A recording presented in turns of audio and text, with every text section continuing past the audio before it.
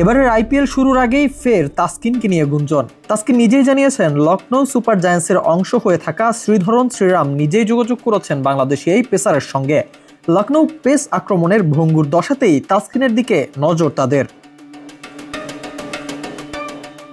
Pace আক্রমণের জন্য চলতি আসরকে সামনে রেখে 24,75,00,000 রুপি খরচা করেছিল লখনৌ। সঙ্গে অস্ট্রেলিয়ার পেস বোলিং অলরাউন্ডার মিচেল মার্শের জন্য ছিল 3,40,00,000 রুপি। সব মিলিয়ে খরচ 28 কোটির বেশি। তবে এই পেস আক্রমণকে পাওয়া নিয়ে রয়েছে অনিশ্চয়তা। তিন পেসার মায়াঙ্ক যাদব, আভেশ খান ও মহসিন খানের কেউই নিশ্চিত না ঠিক কবে থেকে মাঠে নামতে পারবেন তারা।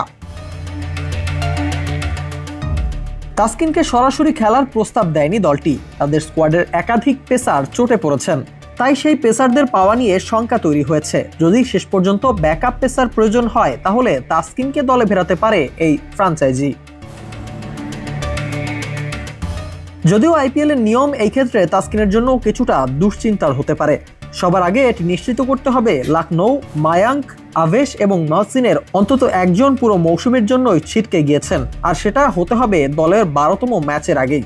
পুরো আসরের জন্য বাদ পড়া নিয়ে নিশ্চিত না হলে লখনৌয়ের সামনে তাসকিনকে দলে টানার কোনো সুযোগ থাকছে না।